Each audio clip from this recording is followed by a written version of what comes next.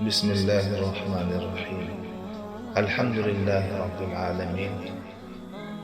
اللهم صل على سيدنا ومولانا محمد وعلى آل سيدنا ومولانا محمد وبارك وسلم. رات گرامی قدر، کیا آپ لوگ حکیم الامت حضرت مولانا اشرف علی تھانوی رحمۃ اللہ علیہ کو پہچانتے ہیں؟ حضرت حکیم الامت ایک ایسی عہد ساز اور عہد آفری ہستی کا نام ہے جن کو ان کے معاصر علماء اور اولیاء اکرام نے وجہ طور پر مجدد الملت کے مبارک اور ممتاز اور عظیم خطاب سے یاد کیا ہے۔ علمی و عملی دنیا میں آپ کی عظیم شخصیت اس ہشت پہل ہیرے کی مانند ہے جس کا جس سمت سے نظارہ کیا جائے اپنی آب و تاب سے دلوں کو منور، روح کو معطر اور آنکھوں کو بالیقین سامان دلکشی عطا کرے۔ حضرت امام تھانوی رحمۃ اللہ علیہ آفتاب طریقت کی ایسی حسین تمثیل ہے جو افق طریقت سے غروب ہونے کے بعد بھی آسمان طریقت کی نورانی انجمن کے لیے اپنے پیچھے ان گنت پر نور سیارے ایسے مشائخ و اولیاء اور مصنفین و مؤلفین کی شکل میں چھوڑ کر چلا گیا ہو، جن کے انوار ہدایت سے آج تک ایک جہاں کو مسلسل روشنی مل رہی ہے۔ یہ کمال زندگی ہے جب آفتاب ڈوبے تو فلک کو نور دے کر نئی انجمن سجا دے۔ خداوند قدوس نے بچپن سے ہی آپ کو علم و عمل اور اوصاف حمیدہ کا پیکر بنایا تھا۔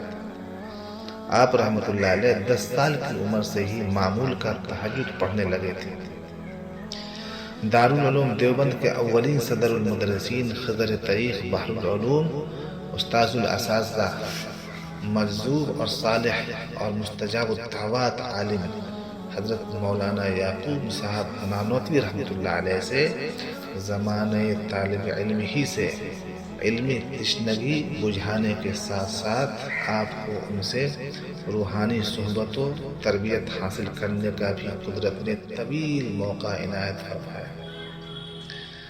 دارالعلوم سے فراغت کے بعد آپ نے سید الطائفہ قطب زمان حضرت حاجی امداد اللہ مہاجر مکی رحمۃ اللہ علیہ سے عرصہ دراز تک روحانی و اصلاحی فیوز اور انوار حاصل کیے۔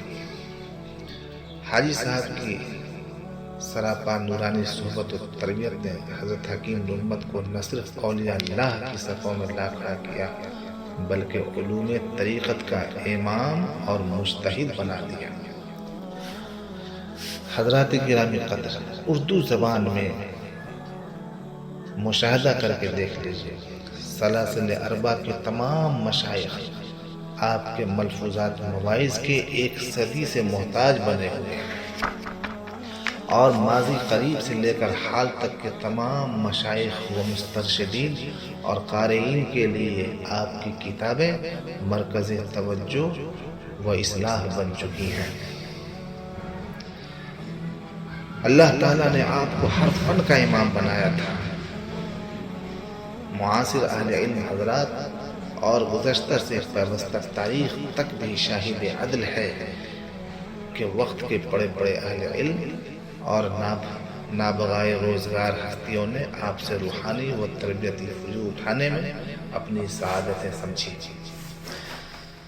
آپ رحمۃ اللہ علیہ ایک ولی محض اور صالح بزرگ ہی نہیں تھے بلکہ فیاض قدرت نے آپ کو عظیم اور بے مثال مصلح اور مربی بنایا تھا۔ جس شخص کی اصلاح سے وقت کے بڑے بڑے مشائخ عاجز ہو جاتے اس کو آپ کی پر اثر اور حکیمانہ تربیت سے چند ہی روز میں اصلاح و ہدایت کی دولت ضرور نصیب ہو جاتی۔ اصلاح و تربیت کا خدا نے آپ کو ایسا راسخ ملکہ عطا فرمایا تھا کہ پچھلی کئی صدیوں میں اہل خانقاہ کے دائروں اور حلقوں میں اس کی مثال بہت کم ملتی ہے۔ رب ذوالجلال نے آپ کو مردم سازی اور تعمیر انسانیت کے اعلیٰ اور انفرادی کمالات اور صلاحیتوں سے بھرپور نوازا تھا۔ حیوان صفت انسان کو باکمال بنانے کا عظیم ہنر اللہ نے آپ میں کوٹ کوٹ کر بھر دیا تھا۔ اسی لیے آپ کا یہ مبارک ارشاد ہے، اور یہ وہ ارشاد حق بجانب ہے کہ اگر کوئی ولی، غوث، قطب اور بزرگ بننا چاہتا ہو تو دوسری خانقاہوں میں جائے، اور جسے انسان بننا ہو میرے پاس تھانہ بھون آ جائے۔ آج جبکہ انسانیت کے انحطاط و زوال کا دور دورہ ہے، انسانی اقدار تباہی کے دہانے پر ہے، دنیا انسانیت میں شیطانیت و حیوانیت کا مکمل راج ہو چکا ہے۔ انسانیت دن بدن دفن ہوتی جا رہی ہے، ہر طرف گمراہی کا جنگل تیزی کے ساتھ پھیلتا جا رہا ہے۔ ایسے پرآشوب دور میں تمام اہل فکر و نظر پر 2 اور 2 4 کی طرح یہ آیا ہو چکا ہے کہ حضرت حکیم الامت رحمۃ اللہ علیہ کے اصلاحی ارشادات و ہدایات کی ضرورت دنیا کے لیے قدم قدم پر بڑھتی جا رہی ہے۔ تمام مسلمانوں سے، بالخصوص علماء کرام اور دانشوران قوم سے اس ناچیز کی گزارش ہے، بلکہ میں نہایت مفید اور گزشتہ اور موجودہ تمام اکابر کا آزمودہ مشورہ پیش کرتا ہوں کہ حضرت حکیم الامت کے ان اصلاحی و تربیتی علوم سے ضرور فائدہ اٹھائیں، تاکہ ہمارے اعمال کی اصلاح ہو سکے اور ہم سب اخلاص کی دولت سے فائز المرام ہو جائیں۔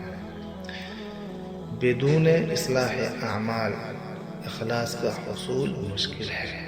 یہی وجہ ہے کہ امام ربانی حضرت مولانا رشید احمد گنگوہی رحمۃ اللہ علیہ فرمایا کرتے تھے کہ اخلاص تو صرف اہل اللہ ہی کی صحبت سے حاصل ہوگی، اور اس عاجز کا بھی یہی تجربہ ہے کہ اخلاص ہی دارین کی کامیابی کا عظیم نسخہ ہے۔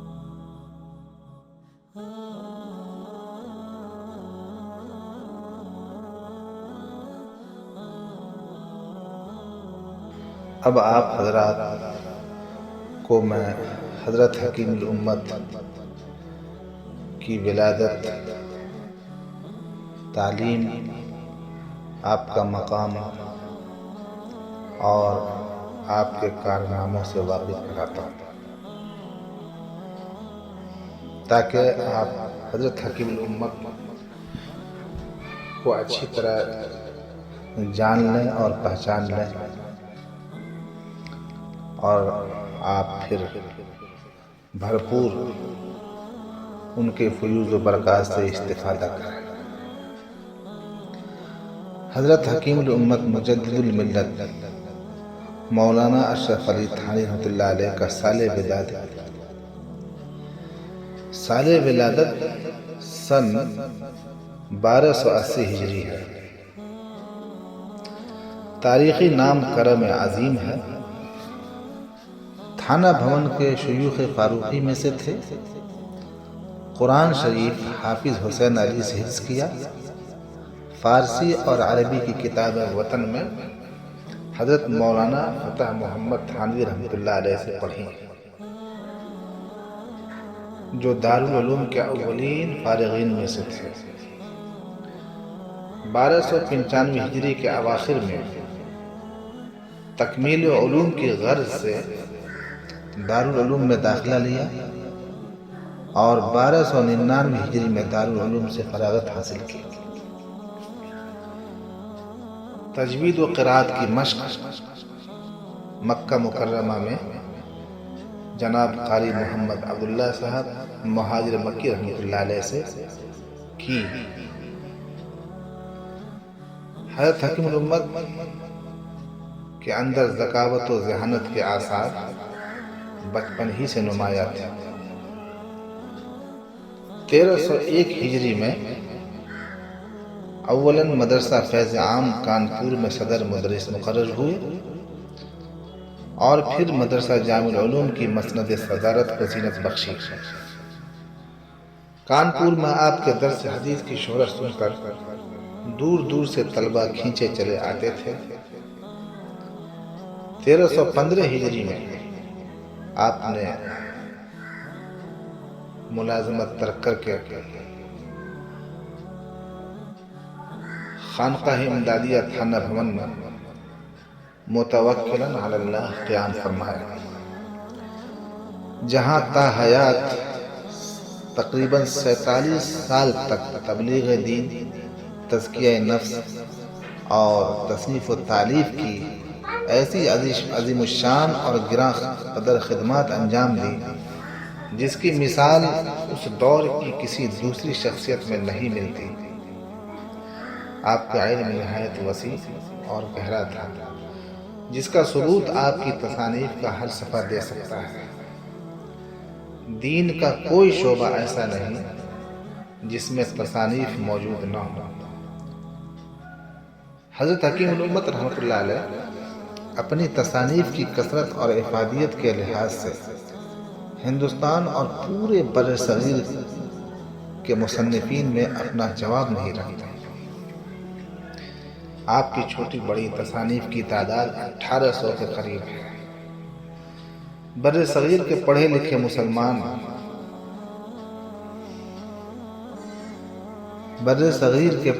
مسلمان کے کم گھر ایسے ہوں گے جہاں حضرت تھانوی رحمۃ اللہ علیہ کی کوئی تصنیف موجود نہ ہو۔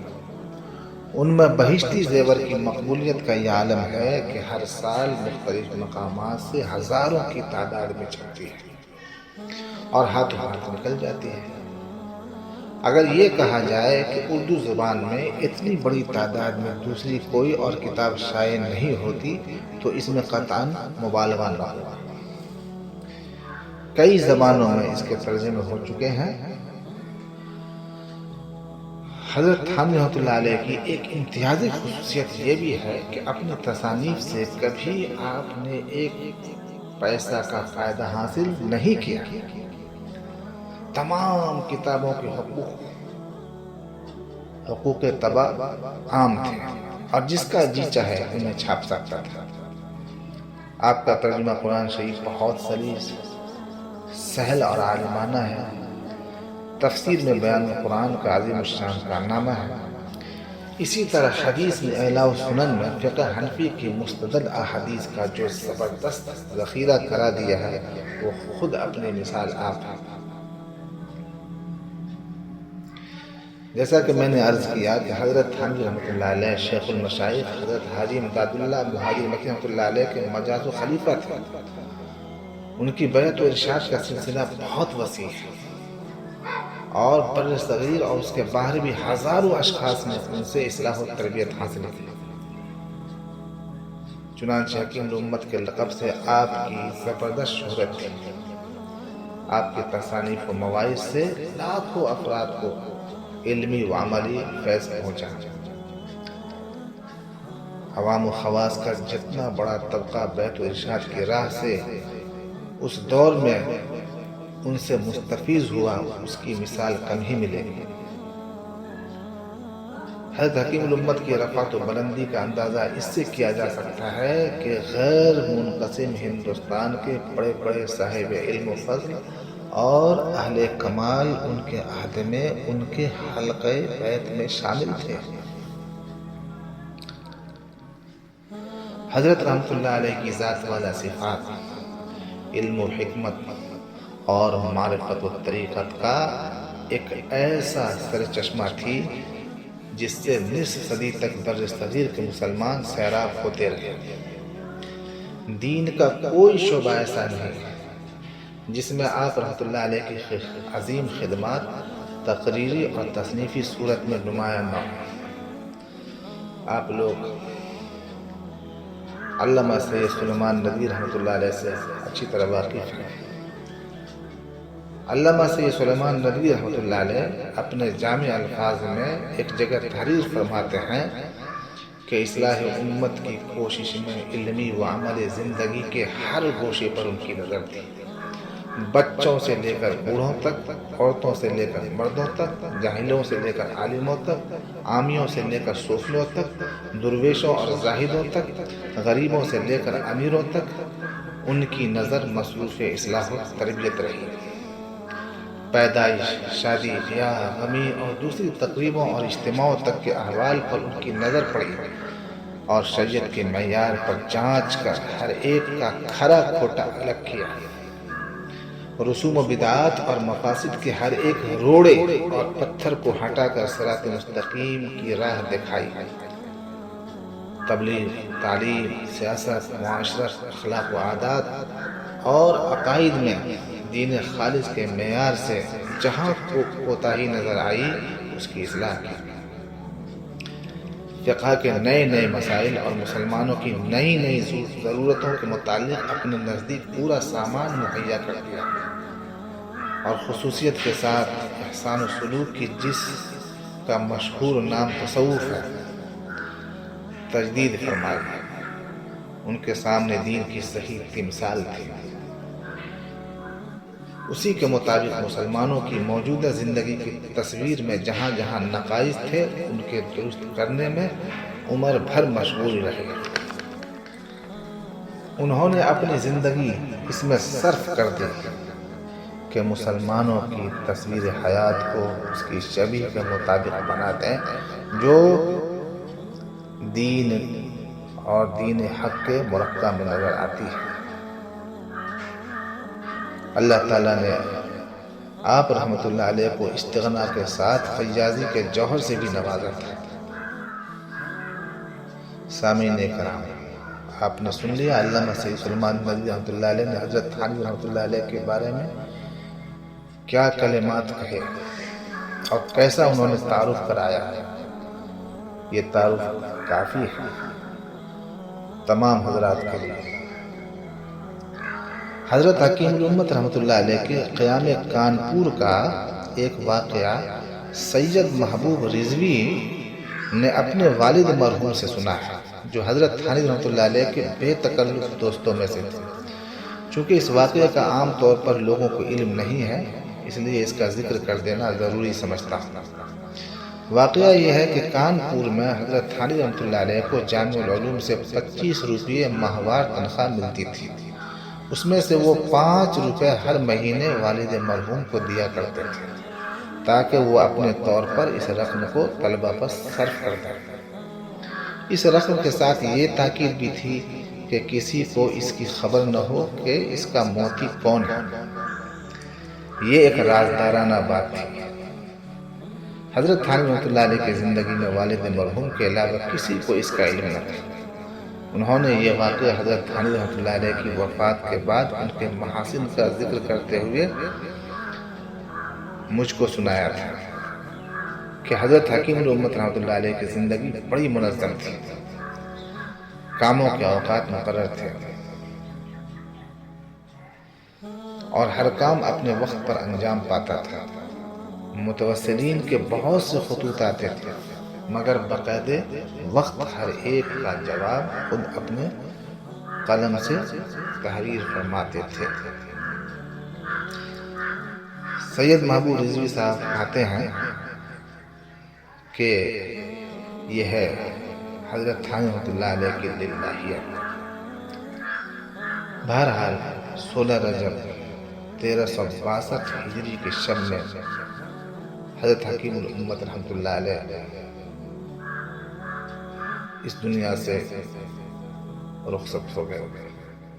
آپ نے اس جہان فانی کو خیر بات کہا اور تھانہ بھون میں حافظ ضامن شہید رحمۃ اللہ علیہ کے مزار کے قریب اپنے ہی باغ میں، جسے آپ نے خانقاہ امدادیہ کے نام سے وقف کر دیا تھا، آپ کو دفن کر دیا گیا۔ سامعین کرام،